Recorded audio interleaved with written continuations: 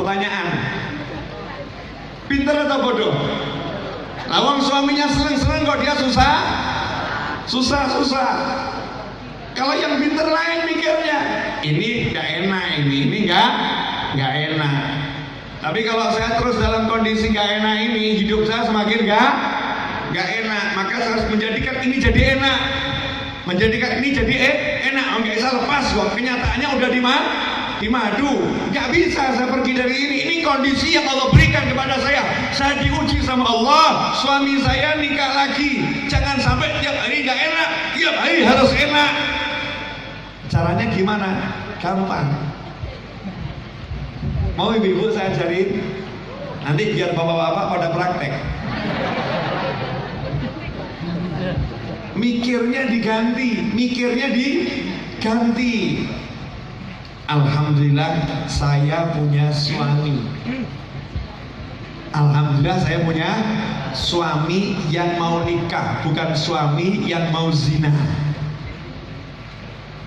Suami yang mau nikah, bukan suami yang mau zina. Alhamdulillah saya punya suami yang baik. Sementara di luar sana banyak suami yang tidak baik. Na'udzubillah min dzalik. Itu yang pertama. Syukur dulu sama Allah, suaminya baik. Nanti Allah akan langsung merubah hati jenengan. Kenapa? Karena yang membolak-balikkan hati adalah Allah Subhanahu wa ta'ala. Begitu syukur sama suami yang seperti itu, meskipun itu nggak enak kondisinya, tapi karena ingat sama Allah ngasih suami yang baik, meskipun suaminya itu menikah lagi, aneh, hati jenengan dibuat senang. Bukan senang dengan poligaminya loh ya, dibuat senang. Sumpeknya hilang. Kemudian mikir lagi, alhamdulillah kewajiban saya berkurang. Sekarang dibagi dua. Waktu saya ngabdi berkurang, Allah lagi nyabut capek saya. Terima kasih Allah, lihatnya begitu. Ditambah lagi senangnya di hati sama Allah Subhanahu wa ta'ala. Tambah satu lagi, yang namanya dimadu itu meskipun namanya manis, rasanya pahit. Berarti ini lagi mengalami sesuatu yang tidak enak. Orang kalau mengalami sesuatu yang gak enak, mohon maaf, siapa yang kena duri kakinya, dia mau sabar, maka itu tusukan duri menghapuskan dosa-dosanya. Betul? Lah kalau tiap detik ditusuk sama duri jenengan sabar, tiap detik dosa jenengan habis. Paham?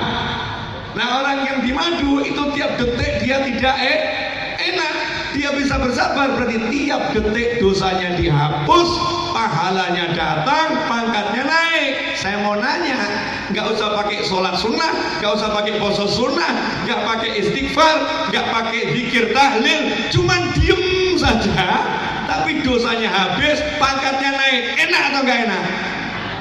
Kalau udah bisa begitu, senang atau susah? Nanti jadinya senang. Itu namanya mengkondisikan hati di saat yang tidak enak. Saya punya pengalaman, boleh saya bagi? Boleh enggak? Gimana kalau jenengan naik mobil sendiri jam 12:30 malam di tengah hutan, bannya pecah 2.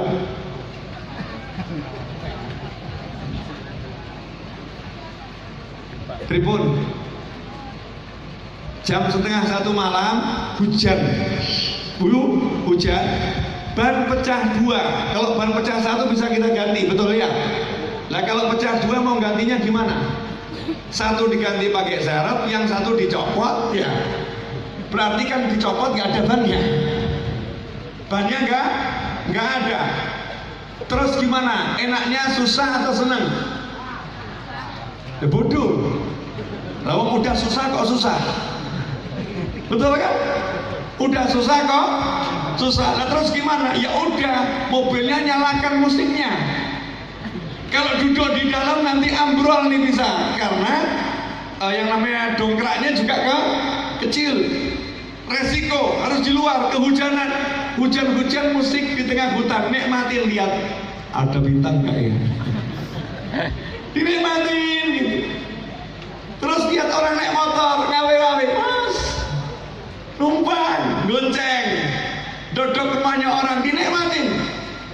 tahu ada apa ya, kok sampai Allah membuat ban mobil saya meledos jam setengah 1 malam di tengah hutan. Ada misi dari Allah, ada misi dari Allah. Ini ada tugas dari Allah. Ini ada sesuatu dari Allah. Dengan begitu jadinya senang, enak. Bukan berkeluh, waduh ban meledos. Gak ada satupun yang saya telepon, gak ada satupun yang saya hubungi, gak ada. Kenapa? Saya mau nikmatin ini. Ini enak, ini enak. Kenapa dibuat mandek di sini? Pasti Allah ngasih saya sesuatu yang bagus. Rupanya saya dodok tukang tambal ban kira-kira jarak 3 kilo baru ketemu. Dodok. Assalamualaikum, tutup. Gak ada di sini. Di belakang kiosnya ada rumah. Nekat saya dodok rumahnya orang. Assalamualaikum 3 kali gak dibukai. Saya jalan, begitu jalan dibuka. Mas, jenengan yang punya tambal ban? Iya. Bisa bantu saya? Oh siap. Singkat cerita dibantu. Bannya dibawa. Naik motor bareng saya goncengan bertiga. Saya nunut dia dengan temennya sampai tempat mobil, bannya itu dibawa. Saya bilang ganti saja ban baru. Siapa? Saya tunggu 1 jam balik. Pak, balik. Bawa ban? Enggak. Pak, bannya ukurannya nggak ada yang cocok. Kalau jenengan bengok nembong bengi. Bengek. Saya bilang, Mas, ya udah dikasih ban dalam, dikasih ban dalam. Saya udah ngukur saat jam meneh. Betul, 1 jam lagi dia balik, bannya udah selesai, dikasih ban dalam, pasang. Begitu dipasang saya duduk itu mengucap alhamdulillah, enaknya luar biasa. Terus saya ingat, oh rupanya Allah Ta'ala itu ya, kalau mau ngasih rezeki seorang hamba, tukang tambal ban ini 1 hari nunggu duit nggak dapat mungkin. Gara-gara ngurusi mobil saya, padahal kalau ban baru itu cuma 500.000, dia itu ngasih ban saya, ban ban dalam, saya bayar 900.000 PNKP mas, 900.000 ya. Pasti dia senengnya luar biasa. Yang buat saya kagum sama Allah tuh janji ngasih rezeki hambanya. Nah untuk nyampaikan rezeki pada hambanya, maka mobil yang jalan di stop jam setengah 1 malam, yang mau dikasih rezeki udah tidur, digugah sama Allah Subhanahu wa Ta'ala. Di situ saya dapat ilmu luar biasa ya, caranya Allah nyampaikan rezeki. Sehingga ban pecah jam setengah 1 malam, selesainya jam setengah 5, bukan suatu hal yang tidak menyenangkan, tapi satu hal yang sangat menyenangkan. Kenapa? Dapat ilmu, yakino bab rezeki, gak usah wedi. Rezeki itu pasti menghampiri dirimu meskipun ngorok kamu di dalam rumah.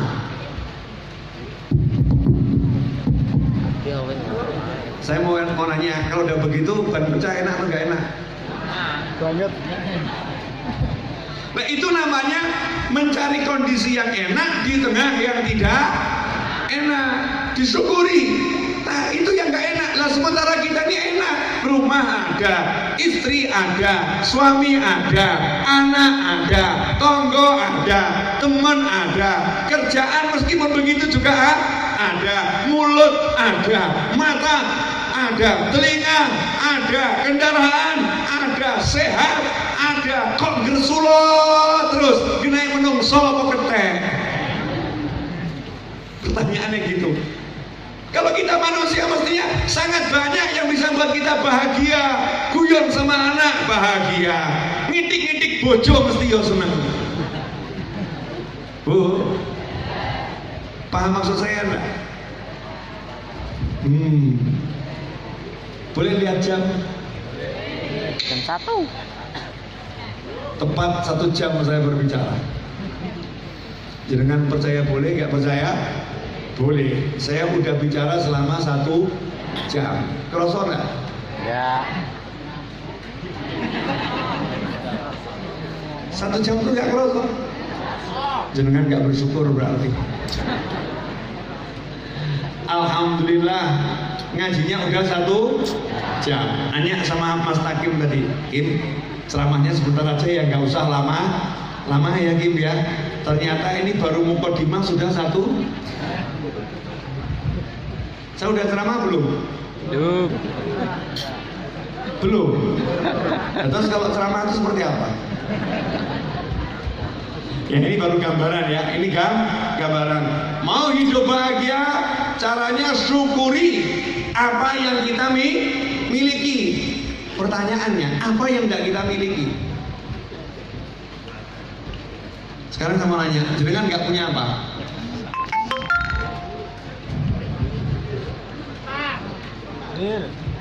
Apa yang nggak punya? Coba mikir, nggak punya apa? Nanya saya, nggak punya apa? Tuh, nggak punya apa? Pacar, salahnya sendiri. Kenapa?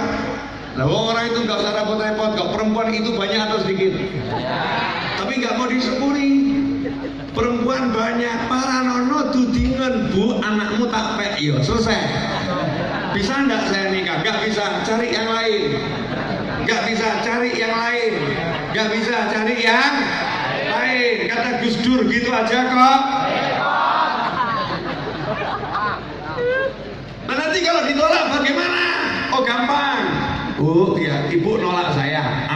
Alhamdulillah bu. Baru saja saya kehilangan calon mertua yang sangat mencintai, yang sangat ibu barusan kehilangan calon mantu yang sangat mencintai anak ibu, dan anak ibu barusan kehilangan calon suami yang sangat mencintai dia, sementara saya baru saja kehilangan calon istri yang tidak punya cinta untuk saya. Keren nggak? Tahu Mustafa Debu? Nah ini Pak pacar nih. Mustafa Debu tuh penyanyi itu ya, penyanyi sufi. Beliau cerita sama saya, Habib ya. Saya ini punya cerita tentang istri saya, Habib. Gimana? Saya lamar ke ibunya karena bapaknya udah meninggal kan, lamar ke ibunya, ditolak Habib. Saya nggak mau anak saya nikah sama kamu. Karena Mustafa ini kan istrinya banyak. Saya nggak mau anak saya nikah sama kamu. Jawaban Mustafa bagus. Nggak apa-apa bu. Kalau ibu nggak izinkan saya, besok saya datang lagi. Bener. Besoknya datang lagi, bu. Saya mau melamar anak ibu. Saya tidak izinkan anak saya nikah sama kamu. Nggak apa-apa bu. Saya besok datang lagi. Terus tiap hari datang, tiap hari datang, tiap hari datang, tiap hari datang. Sampai akhirnya Mustafanya ngomong, bu, saya nggak capek datangin ibu, tapi pasti ibu capek lihat saya. Jadi ibu tinggal pilih satu di antara dua, terima saya sebagai menantu, atau saya akan begini terus. Dah, ibu pilih yang mana? Akhirnya yang menyerah. Walladzina jahadu fina lanahdiyannahum subulana. Orang yang sungguh-sungguh berjuang pasti akan dikasih, pasti akan dikasih. Jadi kalau yang nggak dapat, namanya belum sungguh-sungguh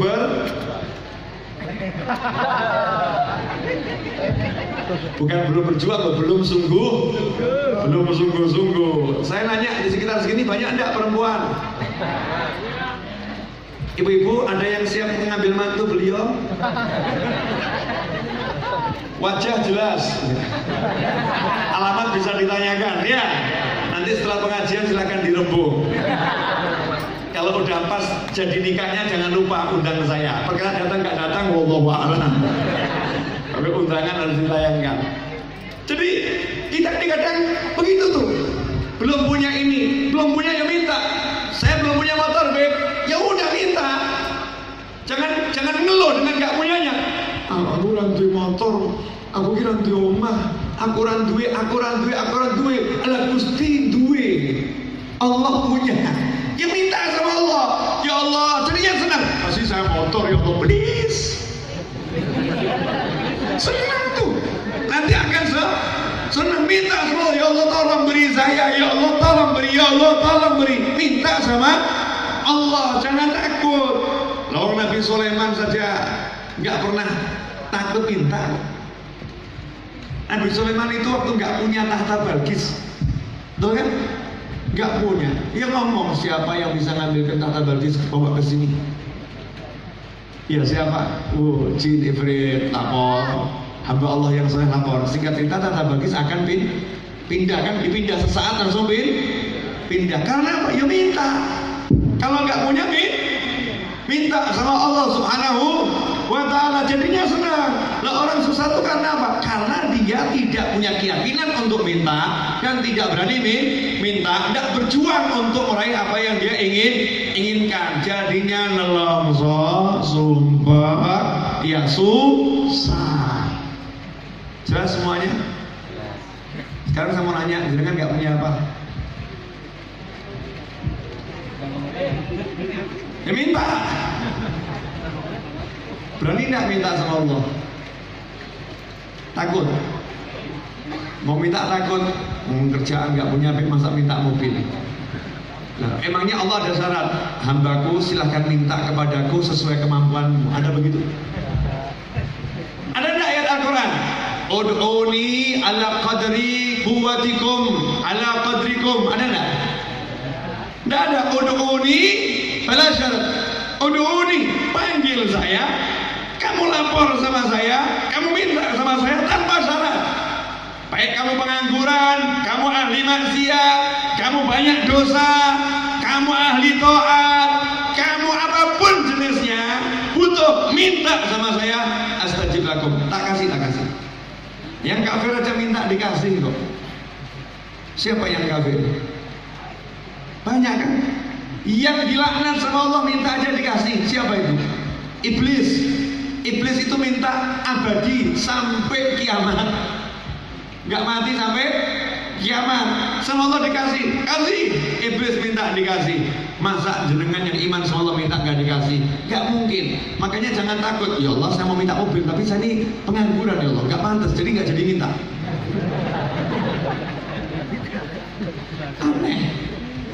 Anehnya luar biasa. Jangan minta Allahumma i'tini sayyarah, ya Allah beli saya mobil. Tanggane nyedok edan. Stres. Sakno, stres. Itu yang ngomong stres, ngomong gila, nanti akan kisinan sendiri, akan malu. Ini yang digila-gilakan, distres-streskan, ternyata akhirnya dapat mobil dia. Akhirnya dapat mobil. Kenapa? Dia yakin sama Allah, dia percaya sama Allah, dia tahu Allah bisa, dia tahu Allah ngerti caranya menyampaikan. Walaupun dia nggak bisa, dia nggak mampu. Seperti bapak tadi loh, tukang tambal ban, udah tutup, udah tidur, udah ngorok, betul kan ya? Allah sampaikan rezekinya lebih dari hasil kerjanya 1 bulan mungkin. Lebih dari hasil kerjanya satu bulan, di tengah gelapnya malam saat hujan tuh turun. Dengan cara apa? Pak Novel mobilnya dibedos dua-dua bannya. Paham maksud saya? Nah, jadi kalau kita nih tahu punya Allah yang seperti itu, dan kita ngerti kita nggak bisa apa-apa, dan kita tahu Allah ngasih terus, ya hidupnya ngapain susah? Ngapain? Susah. Makanya sekarang saya mau nanya sebelum jenengan pulang, sebelum saya pulang, apa yang buat jenengan susah?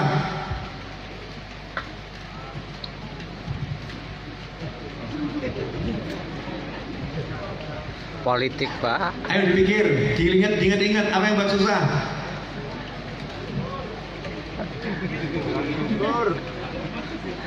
Ayo apa? Ada enggak? Nanti kalau kepegang aneh. Yang buat susah misal anak. Ya misal ya, anak saya lebih buat susah. Anak saya buat susah. Kenapa buat susah? Gak nurut, beling, nakal. Itu anak saya. Jawabannya sepele. Dan jenengan beling enggak? Nakal enggak? Anak ini goda orang tua karena orang tuanya sombong kepada anaknya, merasa bisa didik anak, merasa mampu ngurusi anak, merasa mampu, sombong dia, Allahnya dilupakan. Maka sama Allah, nak ganyangan terus bu, ganyang terus. Ben bapak mbokmu dongo nganti nangis ya, dongo nganti nangis. Nah saya nggak mau begitu, saya itu tidak mau dipojokkan terus nyerah. Saya itu mau nyerah dari awal, jadi nggak perlu dipojokkan lagi. Jangan sampai hidup ini nunggu dipojokkan baru menyerah. Hidup itu menyerahlah sejak awal, nggak perlu dipojokkan, mesti enak. Nggak nunggu diganyang lagi dongo, nggak nunggu dibuat susah rezekinya baru zikir.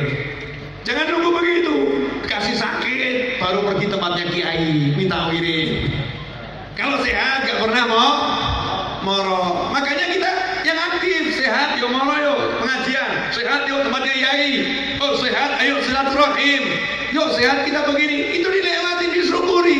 Nanti hidupnya senang. Yang buat gak senang apa? Yaitu digoda dengan yang gak enak dari istrinya, dari anaknya, dari suaminya, dari kerjaannya. Gak lebih dari itu. Gak lebih dari itu. Dan yang paling pokok dari dirinya sendiri. Hatinya dibuat gerundel, ruwet, karepe dewe. Kalau udah disuruh mikir, lah aslinya senggawe umat ki apa? Mesti bingung. Anak, masa anak buat kamu pusing? Lu gak punya anak, kamu pengen. Sekarang punya, kamu sia-siakan. Sebetulnya yang gak beres kamu atau anakmu? Anak saya gak bisa paham saya. Lu genah bocah kok. Lu kamu kan lebih pengalaman. Kamu harus bisa memahami anakmu. Suami buat masalah. Suami saya itu begini, dia itu suka begini. Ya salahmu sendiri. Kenapa? Oh, Allah udah ngajarin loh. Suami kalau pergi gak usah dipikir. Bisa enggak?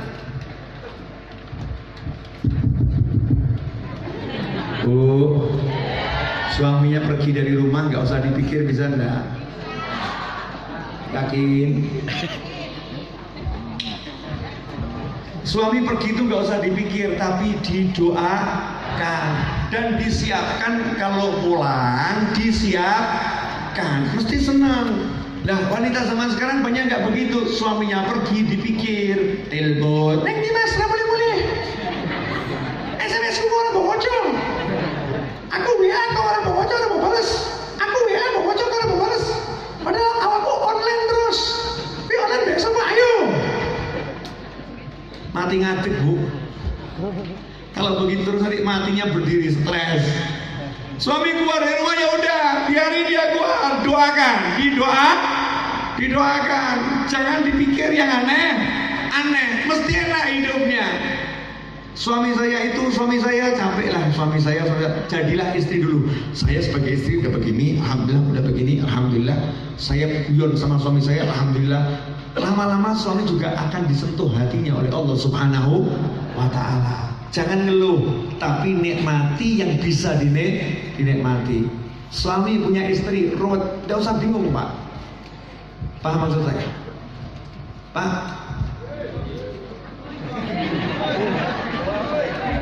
Ada istri kok goda terus, ganyang terus, jenengan nggak bisa senang. Enaknya diapakan? Dicarikan teman Pak. Jadi kalau bapak ini ada istri yang goda luar biasa, bapak nggak usah bingung. Jangan cerita sama istri, menyakiti hatinya nanti. Bapak kan kalau pergi nggak ditanya sama istri kan? Betul kan? Ya udah pergi saja, cari lagi satu di luar. Tapi jangan cerita sama istri, ini rahasia ya. Jangan cerita sama istri. Udah, jadi pulang jenengan senang, pergi jenengan senang. Beres atau nggak beres? Beres, selama nggak ketahuan.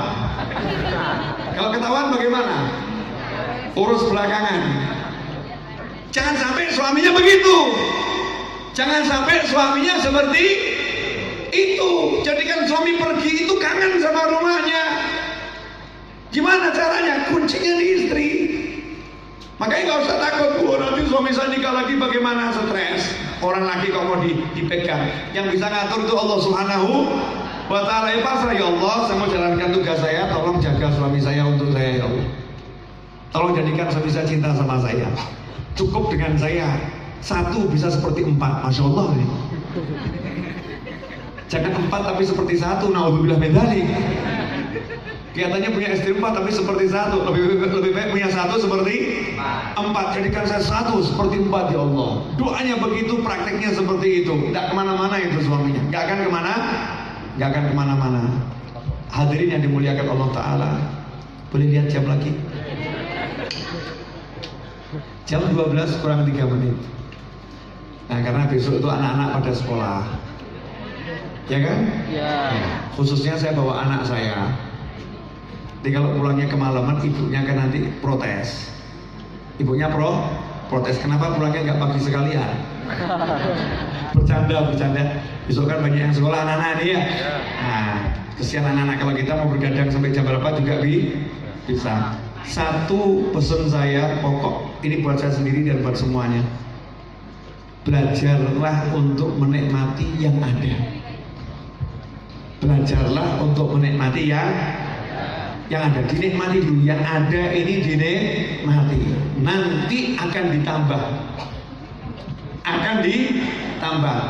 Minimal paling sedikit bisa ngerasakan ini enak, itu sudah nikmatnya luar biasa. Nanti akan ditambah, dan tambahannya Allah itu banyak.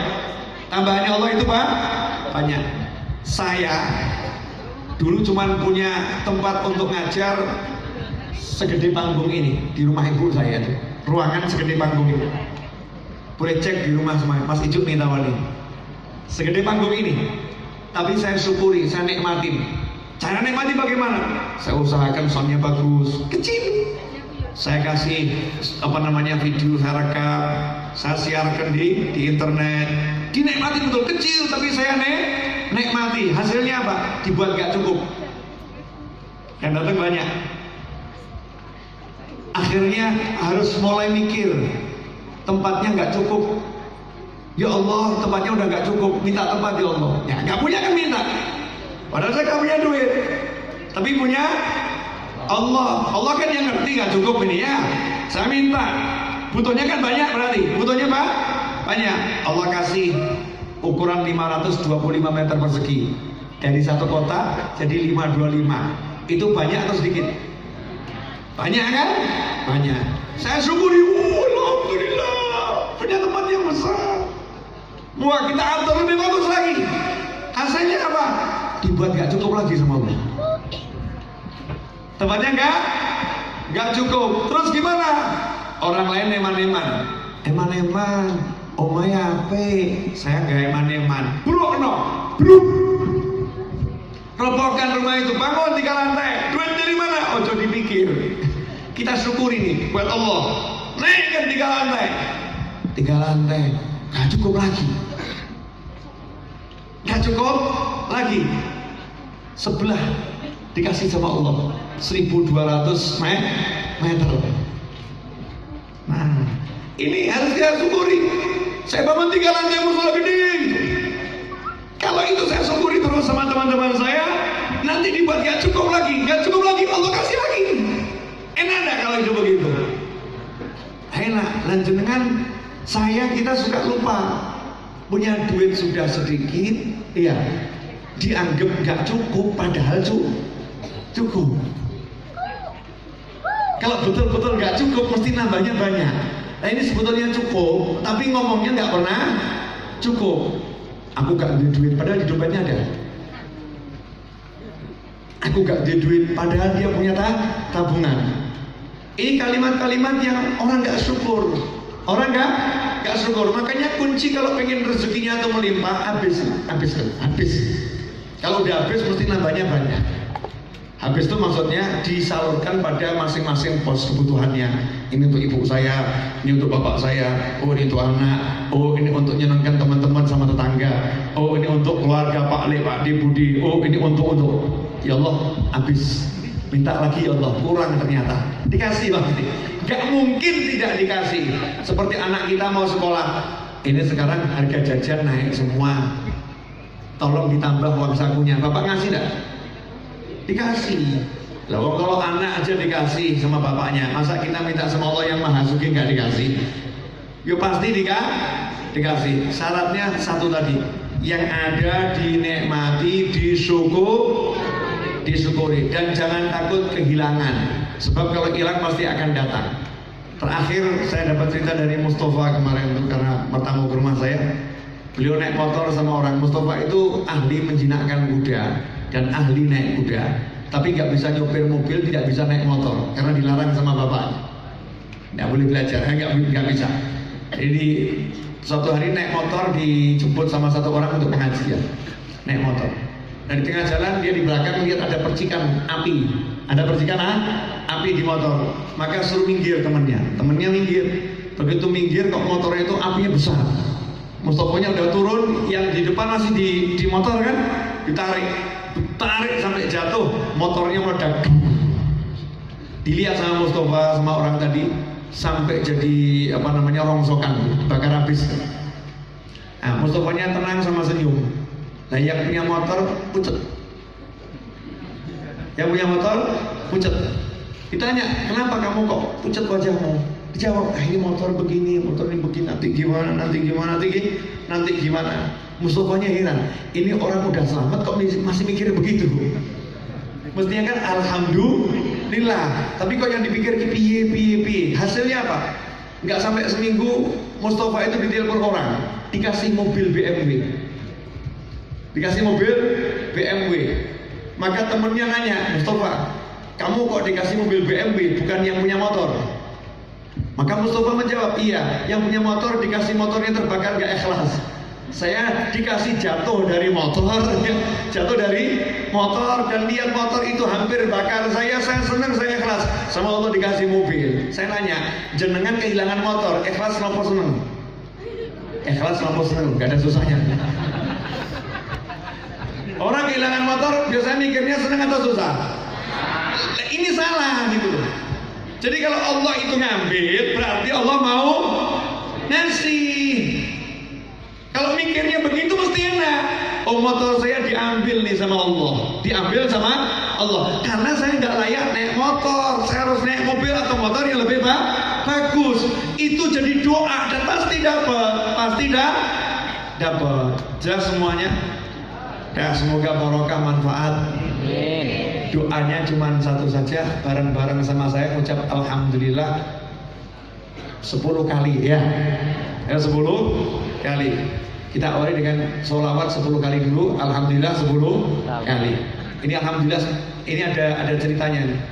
Ada satu ulama ziarah ke Madinah Al-Munawwarah, kemudian masuk Masjid Nabawi malam, tertidur di dalam masjid.